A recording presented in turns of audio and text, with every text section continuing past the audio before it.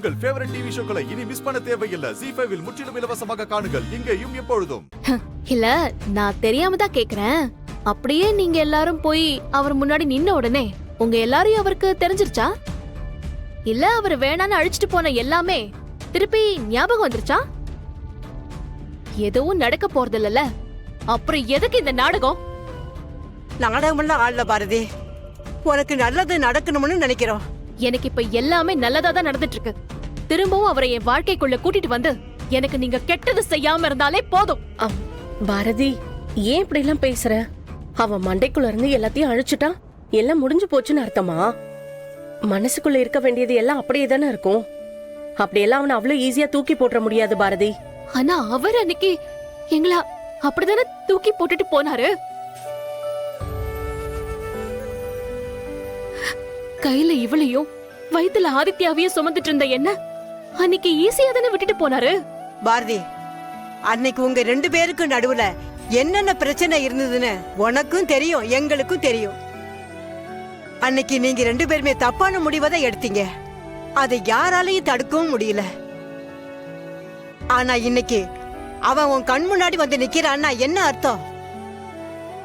நீங்க 2 பேரும் செஞ்ச தப்ப சரி பண்ணிக்கிறதுக்காக அந்த ஆண்டவனே உங்களுக்கு கொடுத்த வாய்ப்பா தான் நினைக்கணும். ஆமா பாரதி, இங்க எல்லாருக்கும் 2வது வாய்ப்பு கிடைக்கிறதெல்லாம் சாதாரண விஷயம் இல்ல. உனக்கு அது கிடைச்சிருக்கு. 2வது வாய்ப்பா? யாருக்கு? எனக்கா? இத்தனை நாளா அவர் என்ன மறந்த ஆதியாதானே நமக்கு தெரியும். ஆனா இப்ப அவரு இன்னொரு பொண்ண நினைச்சிட்டு இருக்கிற ஆதி.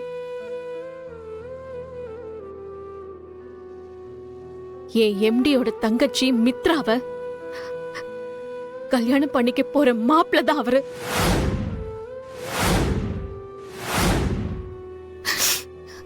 இன்னும் 15 நாள்ல அவருக்கும் மித்ராவுக்கும் கல்யாணம். அது உங்களுக்கு எல்லாம் தெரியுமா? பாரதி, நீ என்ன சொல்ற? ஆதி அப்படி எல்லாம் பண்றான்? ஆமா, ஆதியே தான் பண்றாரு. தயவு செஞ்சு இதுக்கப்புறமாவது எங்களை ஒண்ணு சேர்க்கணும்னு அதை செய்யறோம் இதை செய்யறோம்னு எதையும் பண்ணாதீங்க பிளீஸ். எல்லாத்தையும் இந்த நிமிஷத்தோடய மறந்துட்டு நம்ம வாழ்க்கையை பார்ப்போம். உன்னால அவனை மறக்க முடியுமா பாரதி? உன்னால இதுக்கு பதில் சொல்ல முடியாது பாரதி. இந்த 5 வருஷமா இந்த வீட்ல நாம எப்படி இருந்தோமோ அப்படியே இருப்போம். ஆதிய நான் பார்க்கல, நீங்களும் பார்க்கல. இதுக்கப்புறம் நானும் பார்க்க மாட்டேன், நீங்களும் பார்க்க வேண்டாம். ஒரே இடத்துல இருந்து வேலை செஞ்சுட்டு எப்படி நீ பார்க்காம இருப்ப? இனிமே நான் அங்க வேலைக்கு போக போறதில்ல.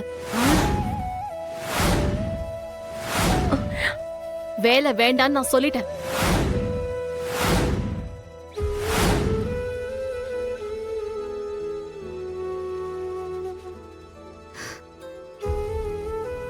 தமிழ், யார் என்ன புரிஞ்சுக்கிட்டாலும் புரிஞ்சுக்காம இருந்தாலும் நீ என்ன புரிஞ்சுப்பன்னு நான் நம்புறேன். இதுக்கப்புறம் இந்த மாதிரி நீ பண்ண மாட்டேன்னு நான் நம்புறேன்.